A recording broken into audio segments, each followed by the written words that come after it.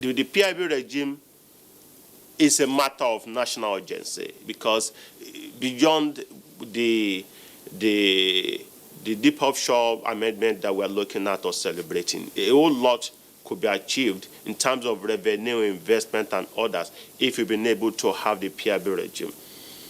Two, there are ancillary laws that we're not even dealing with.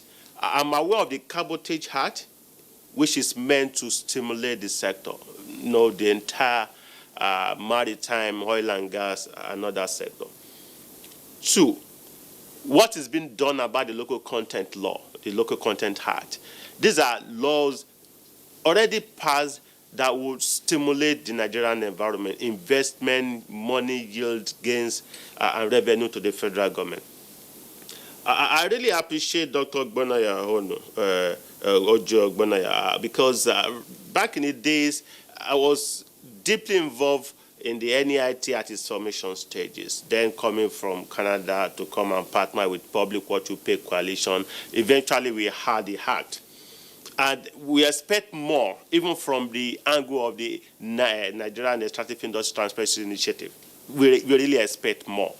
If not for the reports and the audit they've been embarking upon from time to time, some of these issues will not have seen the light of day. We appreciate what they are doing, but we task them to do more. My own take, it's not enough to look at the amendment. The amendment is one of the several steps we ought to have taken as a government. We anticipate that we're going to generate like additional $500 million.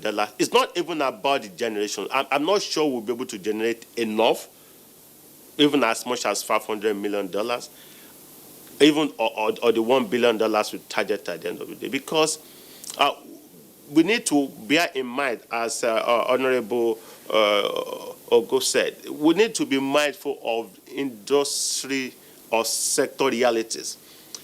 If our environment, our petroleum sector is not competitive, we expect them to go elsewhere. Because he also wants, we are not serious players in this sector. I don't see any local actors in the upstream sector. At best, we are about to witness the emergence of a very serious midstream player locally, which is Dangote. We are not a major player in the upstream sector. And to that extent, we're still vulnerable as a country. As rightly said, if we jack up the tax regime too much, it will make our environment not too competitive. We need to be careful about that. Two, there are a lot of laws already passed that will have stimulated national growth, national development, additional yield and revenue yield of the federal government. Nothing is being done. And we seem to be becoming legalistic. I call all this regulatory surplusage. We tend to have laws, acts, regulations here and there. We're really not dealing with operational issues, sector realities.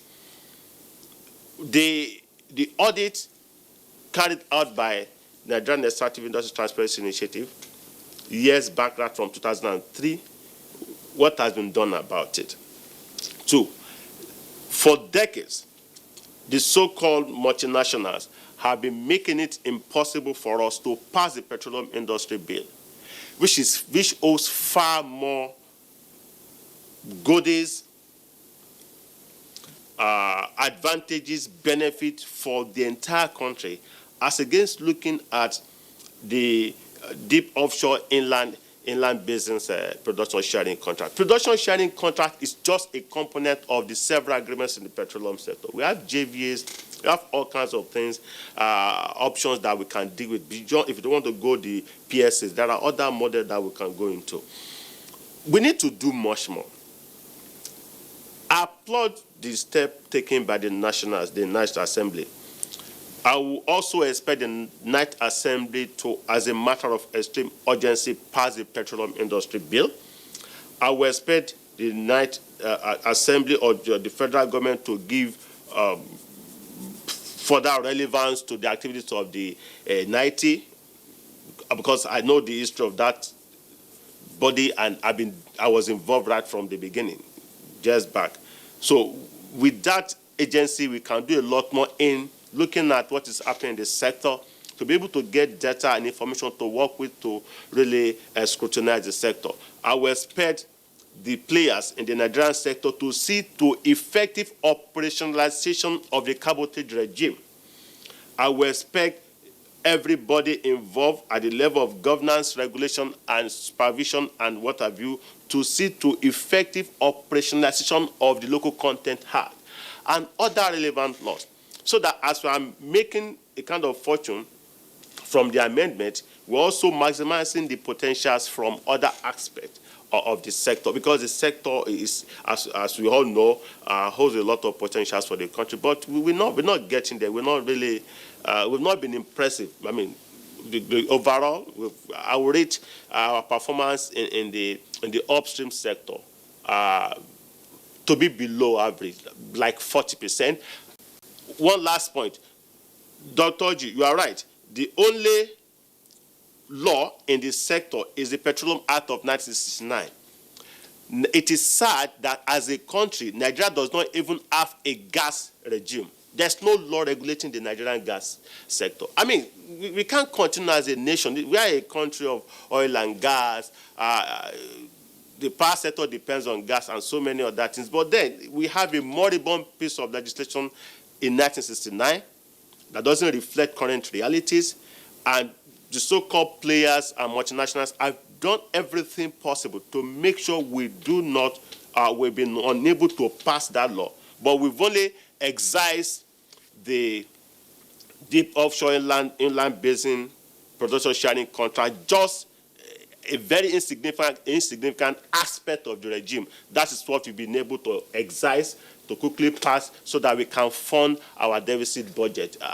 We've not even done enough as a country. We need to do a lot more. Let me rest my case for now.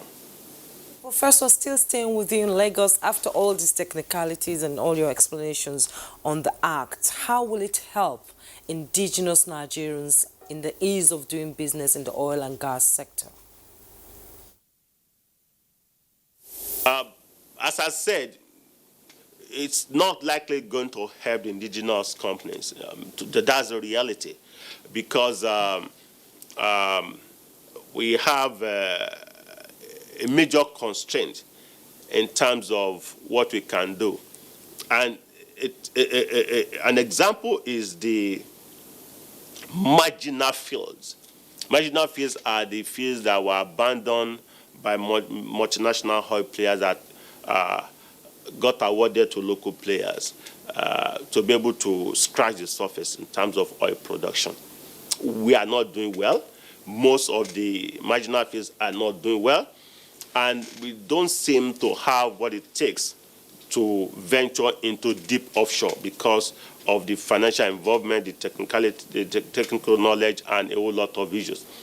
At best, we still rely on these multinationals.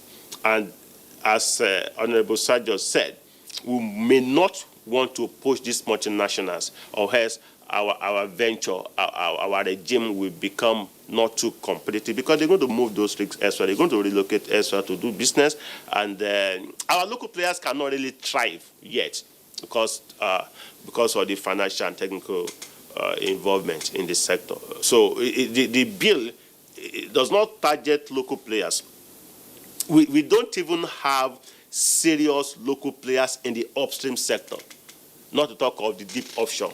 So we are constrained because we still look at these multinationals. But then I'm not as optimistic. Is it right that we've gone in the right direction? We may be able to make a few dollars at the end of the day if we can account for it at the end of the day also. Thankfully, Dr. Ogbonnaya Orji will continue to zoom his lens as to where the money goes and all the document, what taxes paid. But then I'm not as optimistic, and really I'm not. We've done well, but we need to do a lot more. Because if you focus on those ancillary laws, piece of legislation will be able to do a lot more. Yeah. All right. Thank you very much, Dr. Yemi Oke. Let's return to our guest of the studios. Distinguished Senator Umar, of course, listening to the other guests and the perspectives that they have raised, I mean, there's a saying that the reward for hard work is more work itself. So the National Assembly has scaled this hurdle in passing this, in passing the amendment to the principal legislation rather expeditiously. But as has been indicated, you have a bigger elephant in the room, which is the Petroleum Industry Governance Bill. Right. And there are some knotty issues that came up over the course of the years that the bill had been languishing in the National Assembly. What does this now mean in order to fully optimize, not even maximize now, for the national interest, the opportunities that there are in the oil and gas industry? Thank you very much, Kisley. Let me say this quickly. Remember, we had our legislative agenda for the Ninth Senate and the Ninth National Assembly. We say it's a National Assembly that works for Nigerians. Now, like most of the guests said that, look, this is a small chip that we pass. Yes, for us, we look at the budget and we've seen deficit. We are going for loans. And here we are, we have a low-hanging fruit. There's an agreement that we can review. There's an agreement that says if oil goes beyond this amount, we can review. And we are not doing it. And we say we need to do this quickly. That's why we did. We are aware that there are bigger issues that we need to address. The PIB is one of the most important in that industry. I assure you, this night assembly, we are going to take it on and pass it the way we passed this. And to say again that what we are seeing is the advantage of collaboration and cooperation between the legislature and the executive. That's the result we are seeing. We were clear that we need to do what we have to do to be able to finance this budget and other budgets. Recall that from the president's last presentation, the last budget performance was just about 57% because of revenue. We are a country of 200 million Nigerians. Our economy is too small. We have to expand this economy, and we should not allow leakages. Things that are there for us to ask for, we shouldn't just allow it to go. So for the night assembly, we are ready to work. We've been talking in this country for a long time. It is time for action, and the night assembly is time for that action. And this is the first signal we are sending out. We will do a lot more, like you said. So we are going to take on all the big issues, and we are not going to joke about it. Thank you very much. You know, the president is very emphatic on corruption. And he has said that corruption has been the bane, blocking the amendment of the bill in the first place. So what part of the bill deals with corrupt practices in the oil sector? Well, I don't know too much about that, but I do know that, yes, sharp practices has been responsible for our underdevelopment. And like we've all agreed, the oil industry, nobody wants to pay more to it. Nobody wants to lose money. Everybody wants to maximize his profit.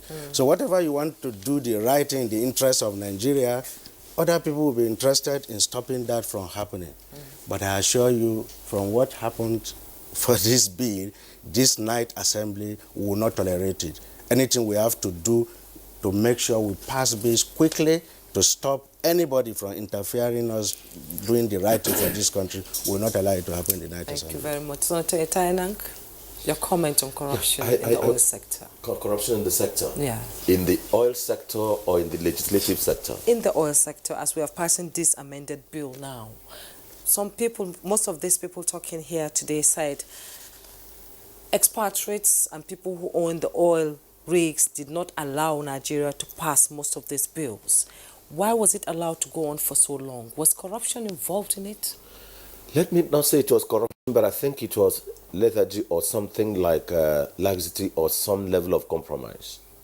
Because like in the passage, like in the consideration of the Deep Offshore and Production Sharing Contract Bill, or Act as it now is, the President forwarded that bill to the National Assembly on the 4th of June 2018. Yes. And before then, there were so many behind-the-scene consultations from 2016 to 2017. And in 2018, it was forwarded. After being forwarded, we did everything to get the officers of the Ministry of Petroleum Resources and the NNPC to appear before the Senate leader, who is now the Senate President, and the House leader, who is now the Speaker, to give a brief on the import of the bill, or to give more information and show interest in the, that is, give us what it is about, nobody appeared. And I now said as Lezong then, give us a written brief on this matter for the Senate leader and the House leader. Nobody responded. And it was Dr. Kachuku that was the minister. If you're not coming, send a representation. No. We set meeting with Dr. Ahmad Lawan 2 days. The same thing happened on the petroleum industry bill. Now, we tried to say, look, let us have an executive version of the petroleum industry bill. It was not introduced. It was only the previous one that members introduced in piecemeal. In the course of it, they said, okay, let us get it into 3 sections: the fiscals, the this. And after passing the main one, the administrative, there were more issues we had reservation with as executive, that it wasn't even advisable to go on with the gas and the fiscals. Therefore, the question of the interest of Nigerians in the review of the laws that affect the economy and that affect the welfare of the industry, the question you've raised, I don't want to mention, becomes a suspect. So I want to say that this administration, as it is now, we should not allow we should ensure that the executive introduces a well-scrutinized version of the executive version of the petroleum industry bill, so that any area that you think you have reservations about, the legislature would address it in advance.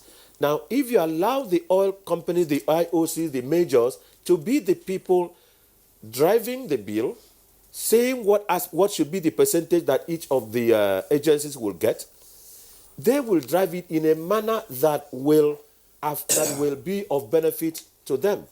And if anything you introduce is not going to be of benefit to them, they take steps to frustrate it.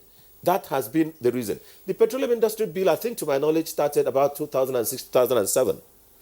Yes. And this is 2019. We've not been able to pass.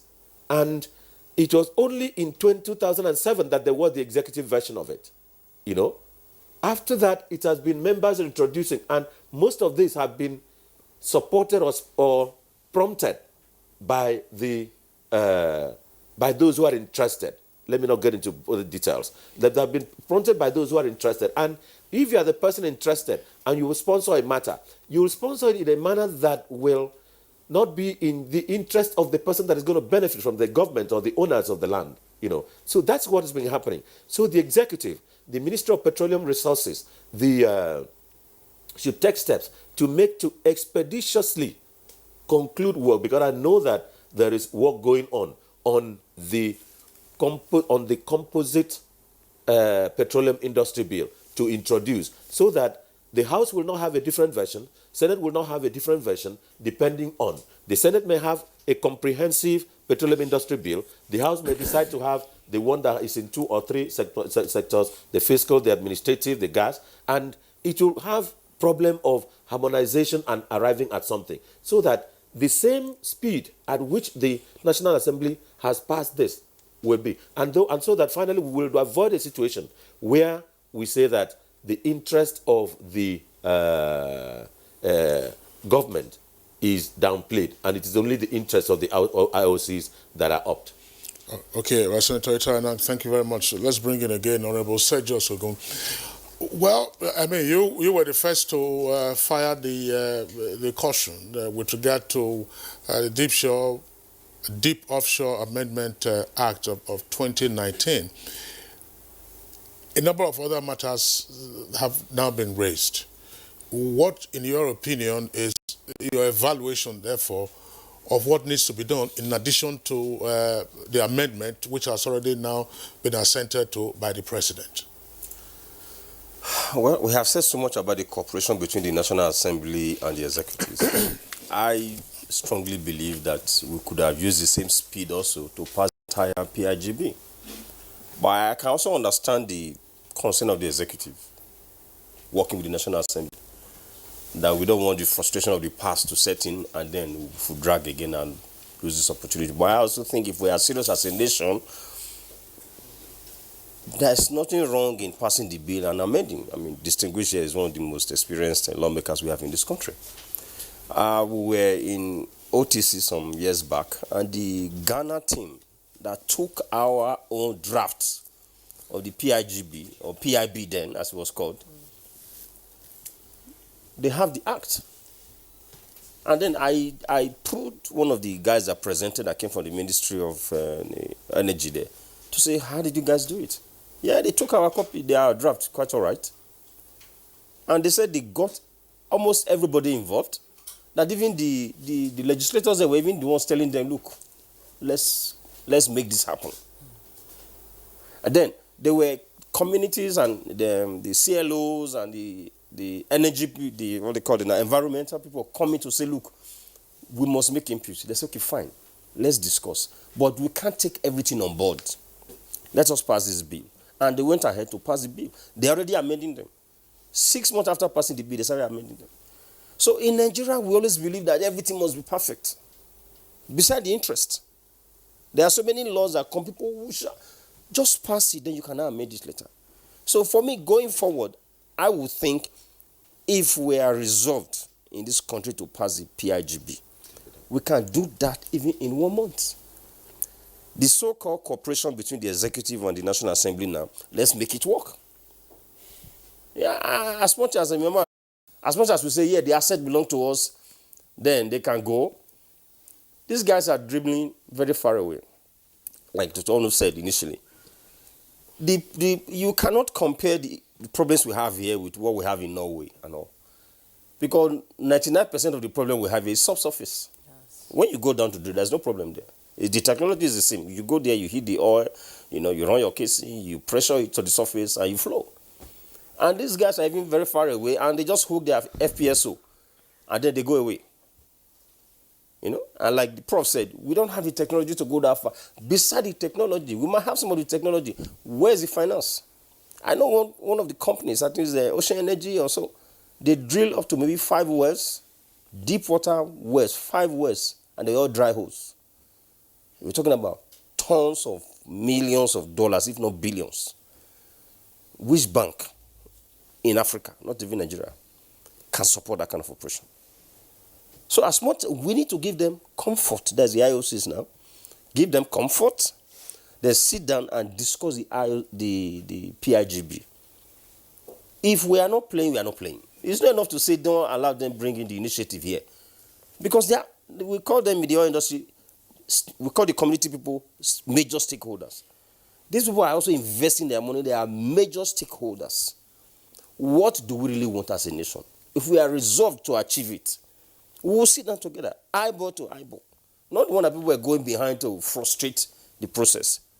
This is what we want going forward. See, it's up to them to look at it. Is it profitable for us to work here? Then I remember even the Bonga, we were talking about the first deep water projects in Nigeria. There was a time during the height of this militancy, there was a naval ship. Then we assumed that the youths would not be able to go there. But that was the huge naval ship somewhere there. When that naval ship went for operations, they went straight. The impression there was they can't get there. They went straight and mounted the Bonga vessels. And there was the intention, the thinking there was deep water, they can't get there now. How did they know that naval ship moved? This is deep offshore. You cannot, everywhere is water. There's no land close by. How did they know that naval ship went for operations? And they went straight there. Climb up the vessel, the floater. That caused panic everywhere and all. I guess maybe they were also scared and all. They didn't really take anybody away. They just harassed everybody and then they went away. That caused a lot of anxiety. So we must involve them. We must sit down with the IOCs and discuss this and pass the PIGB. For me, that's the solution, not what we are doing now. Thank you so much, Honorable Ogun. We'll be taking a break right now. When we come back, the conversation continues. Don't go away. One quality sound. My cities. Want it bigger? My cities. Want affordable? Buy Cynics. Bigger, better.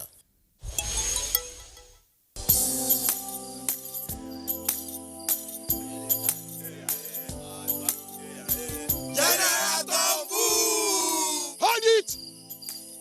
Me, I don't cover my hand from oil bunkering. General, what you gonna yarn? What did the yarn say? I don't understand though. Because they spoil our water and our environment. And they cause our people serious harm. Militants is said, you know good. Me, I not do again sound. Because why? Change begins with me. This message is brought to you by the National Orientation Agency in conjunction with the Federal Ministry of Information and Culture.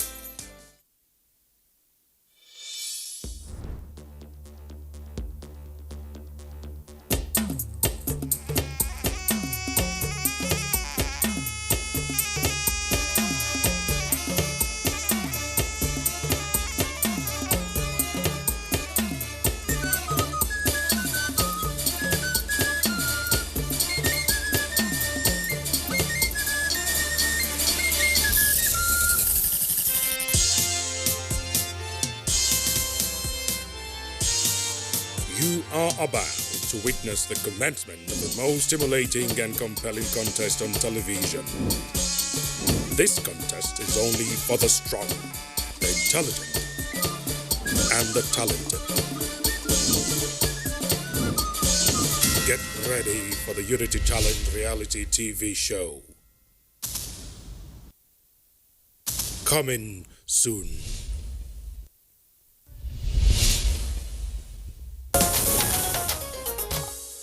All right, you're welcome back, and it's still Good Morning Nigeria, reaching you on the network service of the Nigerian Television Authority. We still have all our guests here with us in the studios discussing matters arising from the amendment to the Deep Offshore and Inland Basin Production Sharing Contracts Act. Now, let's turn to Dr. Orji Ogbonnaya Orji. One point that immediately comes to mind, because I mean, considering what Honorable Sergio Sogun has said and what the others have said, including Associate Professor Yemi Oke, one point that we have often heard, if you like, on the street, is that we have a metering challenge. That, to put it in a layman's language, they will say Nigeria does not appear to know how much oil it is producing. All right, so now that you are right there in the deep offshore, does that accentuate the challenge of monitoring effectively and therefore calculating much more closely what is due to Nigeria? In other words, do we have the capacity to track production and therefore be in a position to ascertain what is due us? Well, thank you very much. I would say yes and no. Yes, in the sense that at the moment we've done some small improvement in what was existing before, working closely with DPR. DPR has just developed some measurable technology to improve on what we had before, to be able to interface more closely on metering, but it is not adequate. It's not adequate. I think that technology has not been fully deployed, but it is not adequate. What NATI has recommended was being the Saudi Arabian model, which industry experts have told us is very expensive.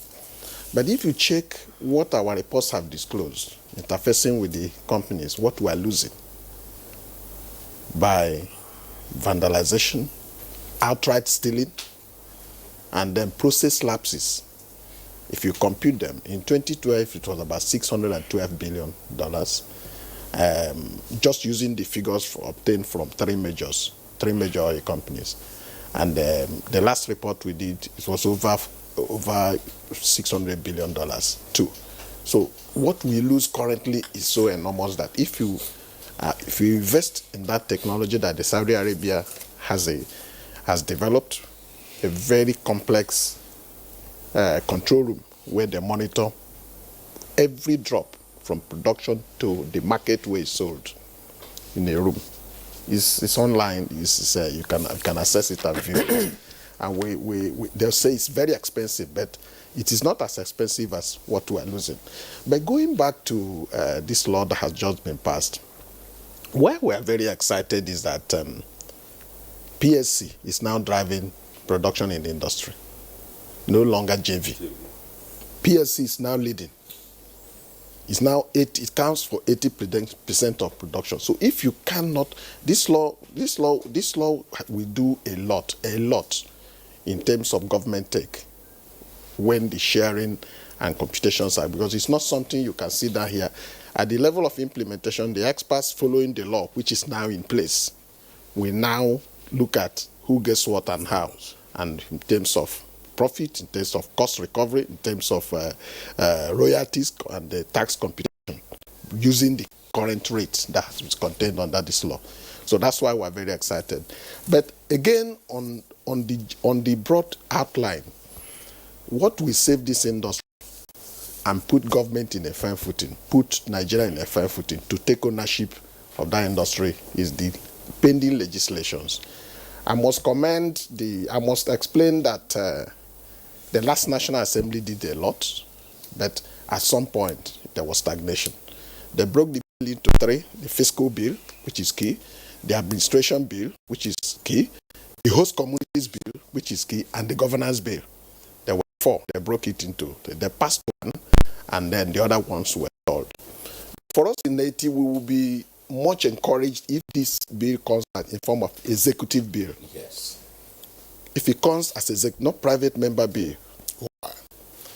Because if it comes from the executive will now work with all the key agencies in the industry, the NNPC, the DPR, all the subsidiaries, and even the IOCs, to be able to make input. And then all those fears and concerns of both the government and the companies would have been reflected in the bill. And then there will be very clear political support to the bill. Political, if it comes from the president, you know that you can only amend or remove, but you can't be pushing and you don't know what the president will think. Like this particular PSC that was amended, it's an executive bill. It came from the executive. So the executive exactly has an idea of what should be done. And they would have aggregated all the interests before sending that bill. When the other bills came from the National Assembly, we in Haiti were concerned that it may not set through because it was addressing one side, citizens' concerns, but not necessarily some corporate information and institutional information that there may not be available to have. So we look forward to a situation where the National Assembly, with this zeal and spirit now, comes to terms with the fact that they need to do a comprehensive review of 90 recommendations. Every aspect of lapses or challenges in the industry are contained in 90 reports, graphically explained, outlined, and even stages of how this can be addressed. Also, because we do not generate these reports on our own. We work with experts, we work with the industry, we interface with the oil companies, we interface with the civil society, with the media. We work with all the key agencies, both globally and locally, to be able to arrive at our reports. And our reports are usually very, very detailed. So the last National Assembly set up a 9-man, the Senate invited us, made a presentation, they set up a 9-man committee made up of senators. But eventually, we didn't get to know what came out of their efforts. So we think that we can work closely with the National Assembly, availing them of very vital information and data that they could use to make informed decisions. Okay, thank you, Dr. Orji. Just before we take on the other guests, let's bring in again Senator Sadiq Umar. Well, the view is abroad that of the motivation for the expedited passage of the amendment is to enable the federal government, being one of the recipients of oil revenue, to be able to fund this budget. This is another deficit budget that we're having. But some persons have also argued that the anticipated revenue from the deep offshore and the PSC contracts, it's in a sense some kind of windfall. And if you weigh the percentage on recurrent expenditure versus capital expenditure, it would appear that once again there's a pending windfall and we just want to blow it on recurrent expenditure. How do we explain this? I mean, if there's a windfall that is due and we have a number of challenges, Oji talked earlier about infrastructure, couldn't we also focus on those other areas pertaining to where we have leakages in the meantime? Thank you, Kensley. Yeah, I agree with you entirely. We need to focus on those leakages. But like you said, if we get this and we treat it as a windfall, for us in the National Assembly, our goal of taking this personal and passing it the way we did will be defeated. We are interested in seeing that, the infrastructure of this country is developed, that we link to economic development, looking at the future. So yes, during the budget defenses, it is appealing to see the ratio between capital expenditure and recurrent expenditure, sometimes to an embarrassing level. There are ministries that their recurrent expenditure is over 90%.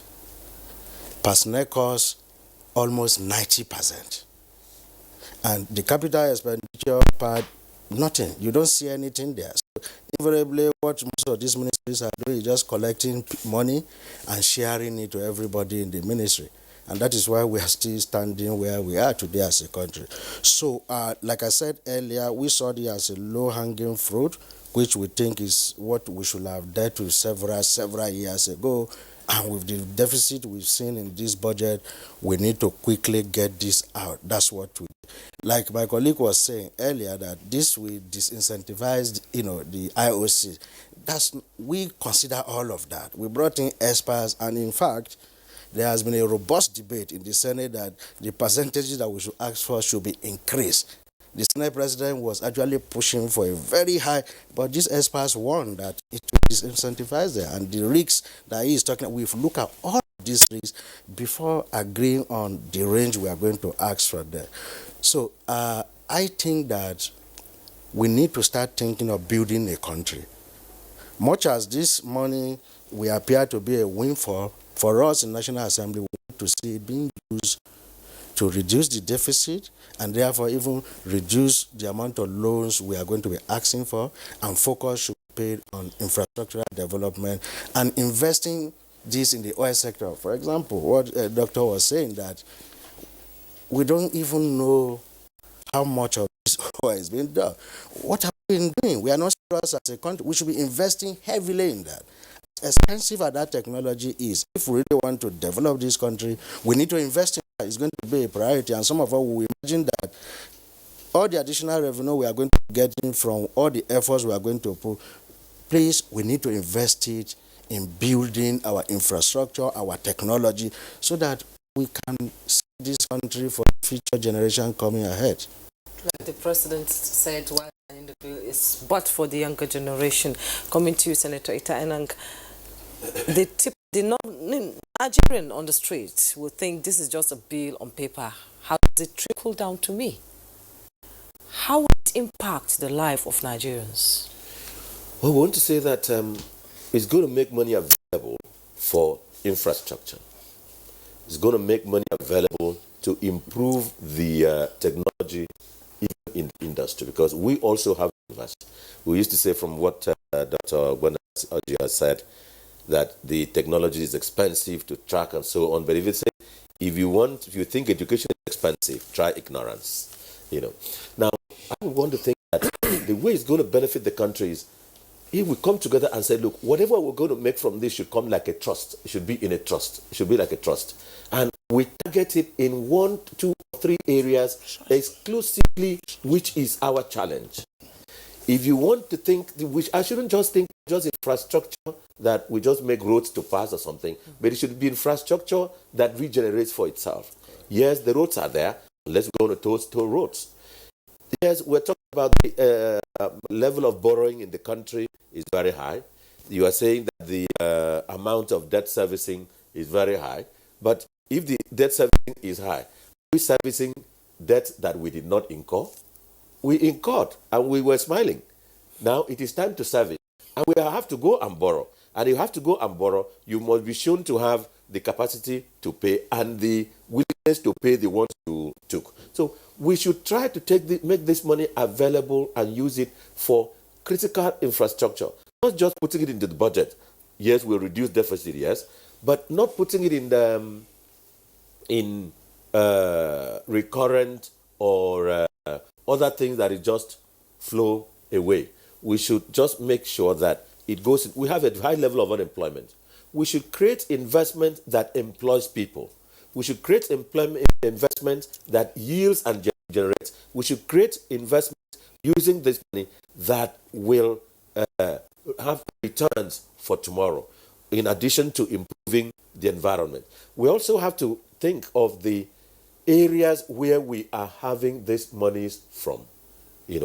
We have to also engage the the state level and the local level, because like we did in the 2005, 2006, 2004, where we borrowed money from the states and the local governments to invest in power, and it didn't come out well. We should also think of, if we have this as a money, we shouldn't take it as a windfall. We should take it as a big money that we've gotten and invest in something. Everybody, let us agree. There is no state that is not in the country. There is no local government that is not in the country, and then we all come together and invest it in something that is a big challenge. All right, Senator Itayena, thank you very much. Professor Yemi-Oke, Associate Professor Yemi-Oke, a matter arising from this. Look, it's a potential windfall. In the first instance, we had slept on this over the past years. So the money comes, Itayena is saying, create a special trust fund, as it were. We saw that President Muhammadu Buhari himself, under the Abacha regime, was chairman of the PTF, Petroleum Special Trust Fund, which was downstream sector. What would be your suggestion on how to treat this against the background of what Senator Itayena has said? That's one. Secondly, we have the excess crude account over which governors score from time to time and say, look, spend the money, spend the money, spend the money. And then we also now have a sovereign wealth fund. So what should we do? Is it money that goes in there and then let's labor ourselves to work harder and earn some more revenue? Or the money goes into the line budgets, and as Senator has indicated here, 90% of it goes up in smoke in the name of recurrent expenditure? Thank you very much. One, I'm not an advocate of keeping money, because money definitely depreciates. It's good to have a kind of diminuted values. So the money should be mainstream. Whatever is recorded from the amendment should be mainstream into the national budget, targeted as specific sector. The petroleum sector, in terms of the metering of the crude that is being pumped daily and other infrastructure, education, and others. So we don't want to create another portfolio, SS crude account, SS this, SS that we may not be able to account for. That is one. Two, we need also to do everything to strengthen NIT. The sector that we regulate is a sector that is dominated by foreigners. You don't expect foreigners to put in place metering technologies for us to adequately read the crude that we pump from the nation. That's not going to happen. I would rather a situation in which NIT is strengthened and empowered because of the technical nature of the petroleum sector. NIT could be something close to the EFCC of the petroleum sector because of forensic technicalities of the accounting model. We should scale up NIT beyond mere report writers. They've been writing technical reports and audits. We really need to really effectuate their report, give them power to do a lot more as the watchdog of the petroleum sector and other extractive sector. They are meant to do a lot more because, as I said, I mean the picture as to the history of NIT. We need to strengthen NIT to do a lot more. One good thing about the bill which nobody seems to have talked about, is its penalty provision. It says penalty for violating provisions of the Act, of the amended bill, will be 500 million naira in fine, imprisonment of 5 years. I think we're getting there. As against the regulatory regime that punishes the oil companies for 20,000, 100,000 or less, those wouldn't be realistic. We are scaling it in terms of putting appropriate measures in place in terms of our legislation to actually punish. Beyond that, what we also need to do in this sector is to ensure that the money realized is monitored. As I agree that we're going to realize some money from the amendment of the bill, but my challenge is, how do we monitor the money? How do we follow the money? How do we ensure that monies realized now will not go the way of other monies, because we have a lot of challenge in the sector? I admit there is a lot of corruption in the petroleum sector. I'll be forced to say that these are documented challenges, because the corruption in the petroleum sector is not something that is foreign. Most of the multinationals have extraterritorial regulation. There are laws in their countries that regulate them to the extent that they cannot do in this country, they ought not to do in Nigeria what they cannot do in their country under the extraterritoriality principle, like the Foreign Trust Act and the rest. So the local environment that we have here is what makes it possible for them to fuel or simulate all kinds of regulatory challenges that we have. We call it lobbying at the National Assembly. That's the reason why we've not been able to pass the petroleum industry bill. They call it lobbying. We all know what lobbying is. I agree that it must come by way of a government bill. And again, all stakeholders must be carried along in the process of the petroleum industry bill. But more importantly, all right. Sorry, we're having to jump in here, Dr. Yemi. We have a number of tweets that have come in a bit late to the course of this conversation, just so that the guests and other viewers might get to hear what some of the viewers have sent in by way of the tweets, and we're also pressed for time. Jones Ferrari has a tweet. Sunday Michael Amakoji has another one. Steve Bondo, 7. Comrade Alhaji Ngala also has that. Festus Akimboyewa says federal government must not give up on covering the over $62 billion allegedly owed by the IOCs under the old contracts. It would depend, I believe, on the effective date, commencement date of the act. Of the act, yes. I believe so. Or is it backdated? I think some audit that has been done has shown that as of December 2018, the what we're entitled to is $43.7 billion. So, but it is whether we can go recovering. But the law operated, but it's quite a matter that we have to do a lot of conversation. All right.